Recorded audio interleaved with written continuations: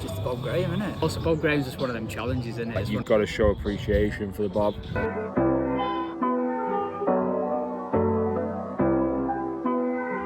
Ed, don't use any of this footage. Oh god, I don't like it already. Am I red? Is my face red now?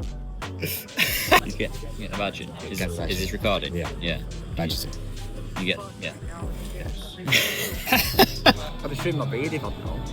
Let's start with an easy question. What's your name? Daniel.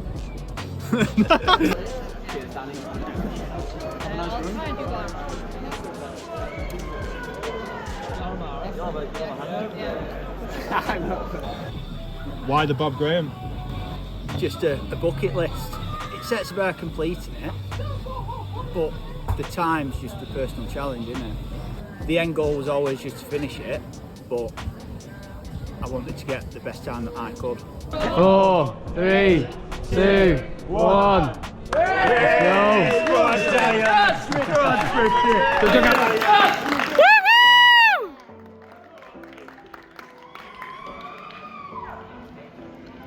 I totally did not get that. Was there any inspiration for you doing the bob? Like? Just a tale of what the bob is. Sort of desire to challenge myself.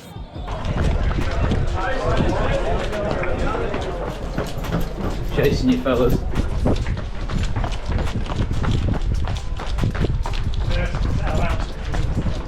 See you in a few hours, yeah? See you in a bit. How did you prepare your nutrition for the Bob Graham? What did that look like? Mixed from gels, watermelon, potatoes, pork pies. On a scale of 0 to 10, how did it go on the day with your nutrition? Probably about 4. So I wanted to support Dan and his bob because I knew it was going to be a class day out, like with mates. Obviously our leg was starting the night, so it was a bit exciting, like helping him out, doing one of his dreams is always class, isn't it?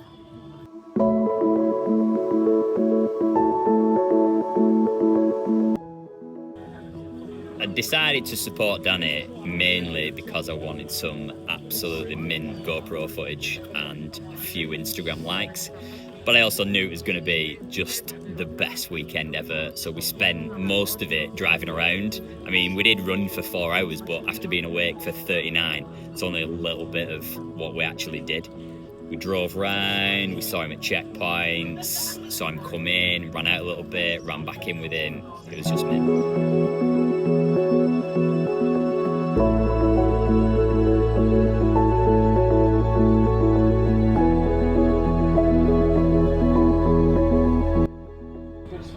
What's your name? George. Why did you decide to support Danny on his Bob Graham run? Well, I wanted to help him out. I love going the lakes running. Obviously I've done leg 2 before and he asked me to do leg 2.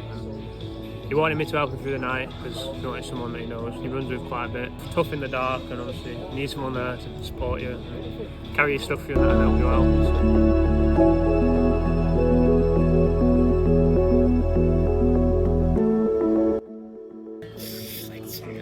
I felt mint at leg 2, I haven't felt that good in a long run in a while. But yeah, sort of navigated and led most of it, made sure Danny was supported how he needed to.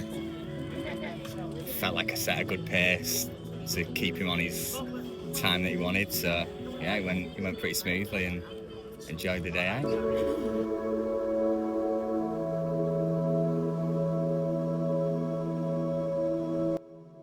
We could tell they were going to smash it.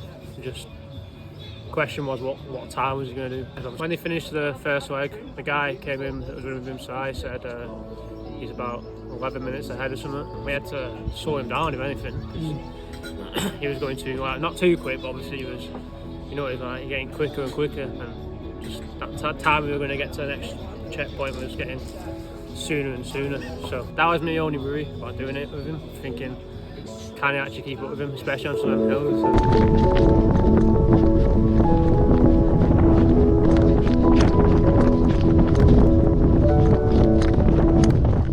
He stopped for a poo. We left Ed at the bottom of Fairfield and he sprinted off and left us all at Fairfield because we couldn't keep up with him.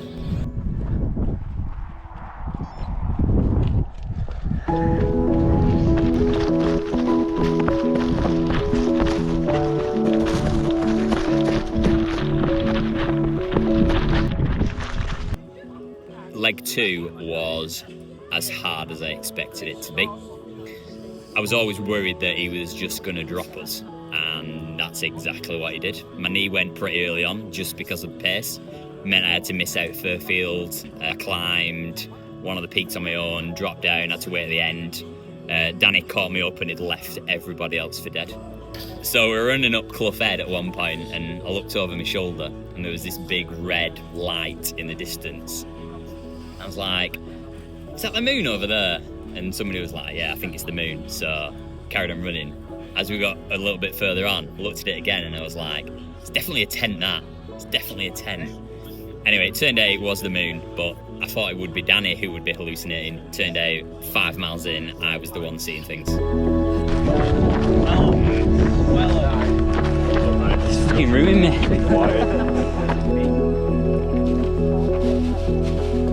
Someone put that on. Hi, Matty. Hiya, how we doing? He can polish a turd, can he? Looking fucking better than Yeah, Danny. yeah. I think we've got rank 1 now. Yeah. Not difficult, is it? Yeah. Why did you decide to support Danny on his Bob Graham? Just got, went you? Love just getting stuck in. All the training that we did up in the lakes and whatnot, it was just different to running around Raby every weekend. So I woke up at 3 o'clock in the morning, looked at Danny's tracker, and he was probably about 50 minutes ahead of schedule. So that was a bit of a shock. Text Ed said, yeah, he's running about 30-40 minutes ahead. So then it was just all panic stations to try and get there. That's what it's all about, remember?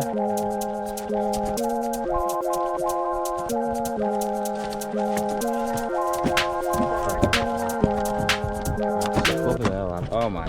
Why were you doing leg 3 and 4? 2 hardest legs? Because I'm a sucker for pain. So the whole reason I did leg 3 was because when we did the recce's, Lord's Range class petrifies me, and the scree surfing off of Scarfell back down into Rosedale is just the most fun I've ever had trail running in my life. So when we got to the bottom of that, some girl sat on a rock at the bottom of it and she went, do you do this often?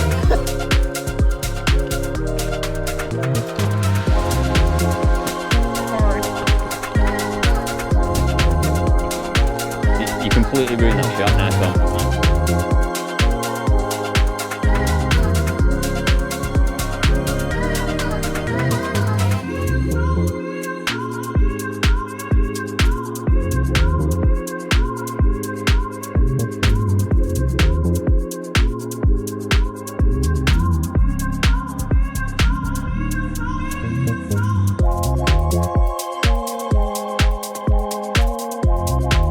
What was it like during leg 3? Because like Danny obviously has mentioned, it was a difficult leg. Oh, grim. For Danny it was. The first 2 hours went, probably up to 2 hours, went really well.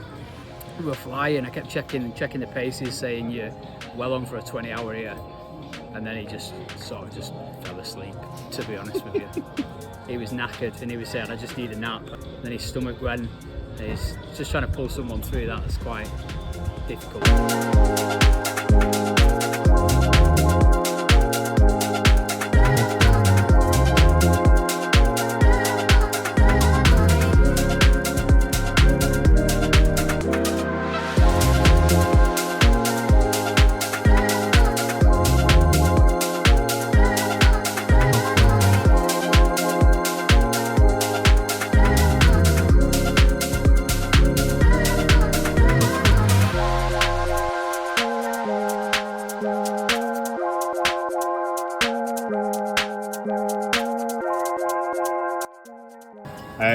What would you say was the hardest leg?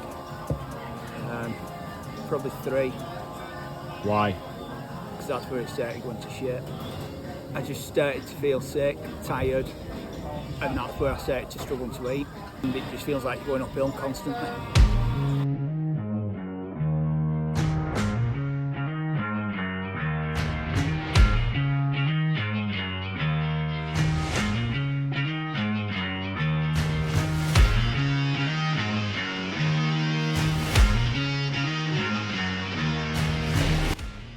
The water drops was the Friday. I messaged him in the day and he said he needed someone to drop water off. If you can help Christian with the water. That was how that came around. I said, yeah, I'll help him out. see what I can do, and then but quite tough them water drops. Yeah. I did the first one. I went to Esk Pike, and then obviously like 2,500 foot climb.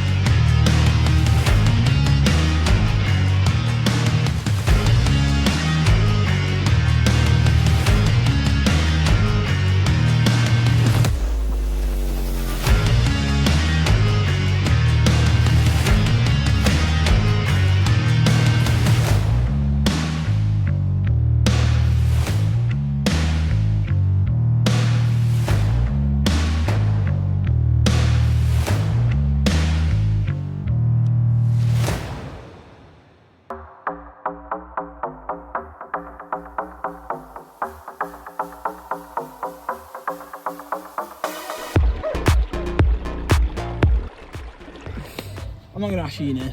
We don't need that, do we? It's true, because I'm an icon. You don't need it.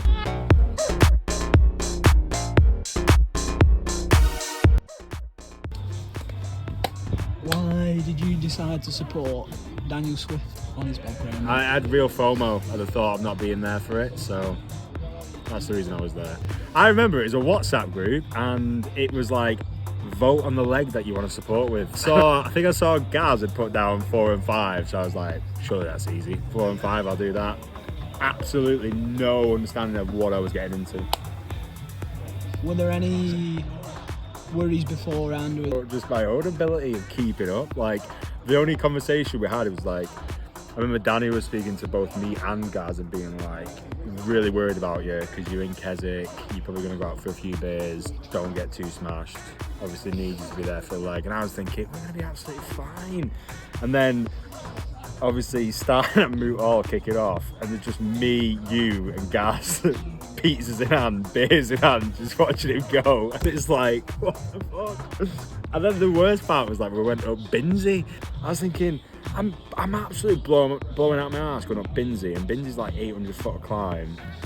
Yeah, my worries were just about me, nothing to do with Danny. Knew he would do it, and I was just hoping he would be fucking slow when he got to us. How wrong was I?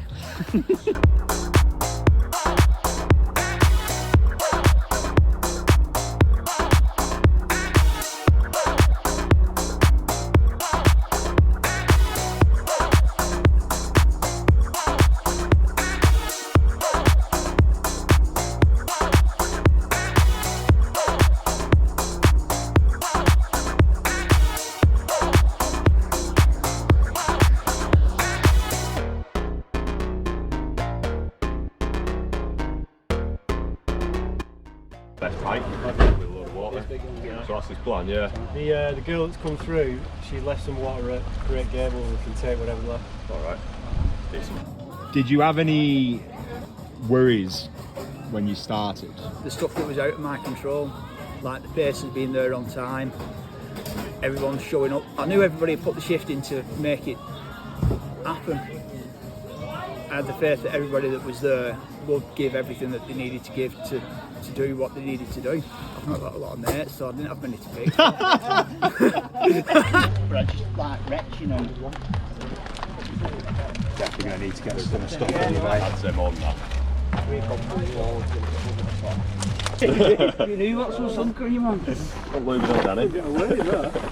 You alright, Roger? Yeah, good. Yeah. All good. One thing I didn't do, what I should have done in Wasdale, was eat something like everybody else was. I had a slice of orange off Joe and thought, yeah, that'd be right, let's go up U-Barrow, and then I just bounced. And I was looking at Danny ahead of me thinking, this guy's been going for God knows how long, and he's dropping me. I said, I'm just going to have a minute here. So I had a couple of gels and ate some, and I came back home. I don't...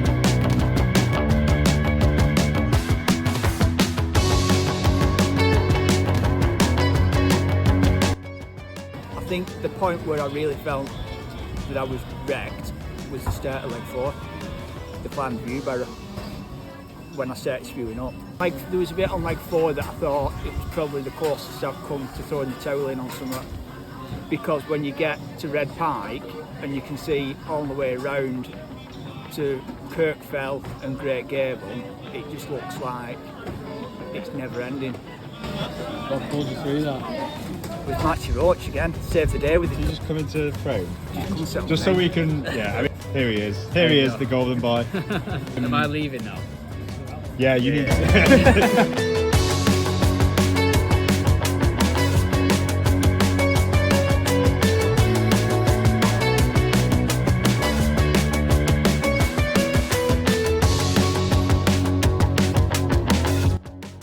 In fact, let's start with the best companion. I think it's got to be Matty Roche. Ah, we all knew it was going to be him. Gonna be, Yeah. isn't it? Golden boy. He is the golden boy. who was the worst? Oh, Gaz were repeatedly saying you're on for sub 20.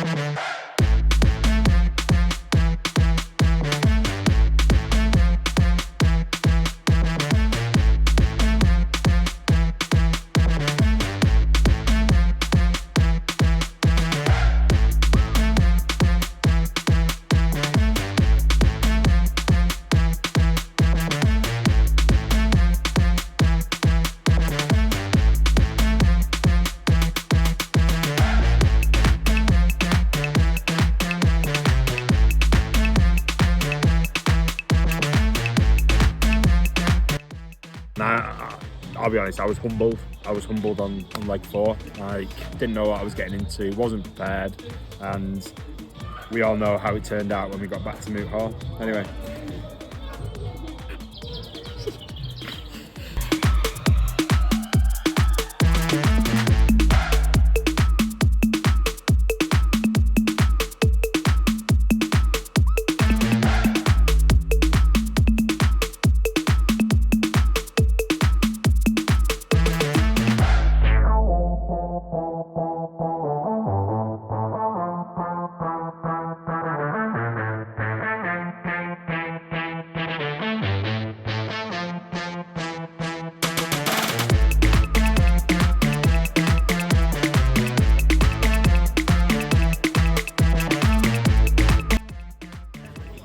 Just describe that run into Moot Hall.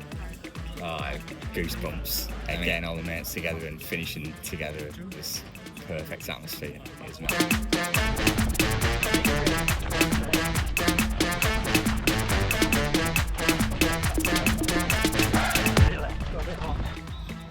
How do you feel about the run into Moot Hall? Good. It was, I mean, I fucking suffered at the end. I don't want to take this away from Danny, but like, I put a shift in. Like nobody gave me a beer at the end.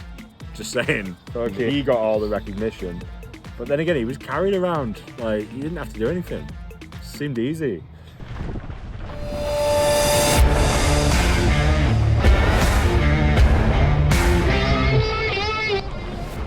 Describe that final run into Moot Hall. Oh, shivers, the atmosphere.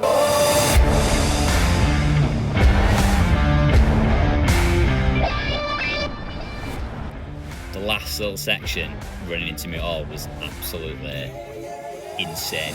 So me and Joe, Matty, Sam ran out to meet him on leg 5. Took him longer to get to us than we expected, so we were a little bit worried, but when he did get to us, it was absolutely shifting. But we kind of started coming into Keswick, into Moot Hall in like this, you know, red arrow formation. Everybody was cheering, they were whistling. It was just absolutely out of this world.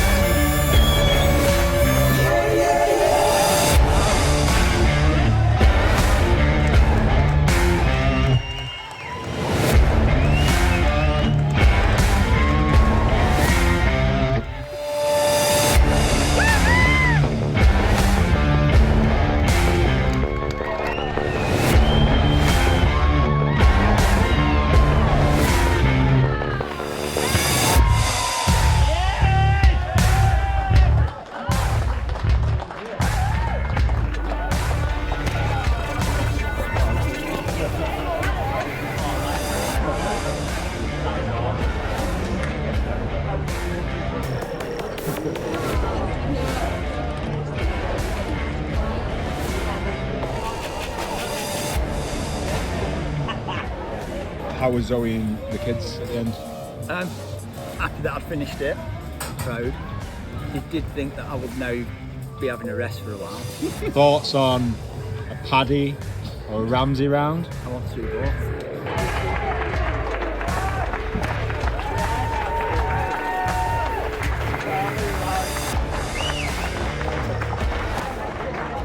You've deserved it because you treated the bog range with respect.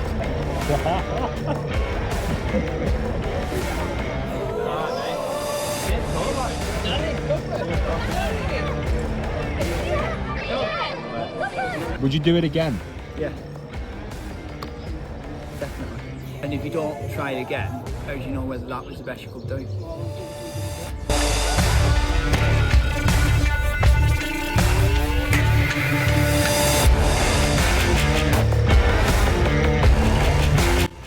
And one specific question for you is, when are you due then to do the Bob Graham round? That's the one, innit? That's the one. I'm saying second week in September. Save the date. Yeah.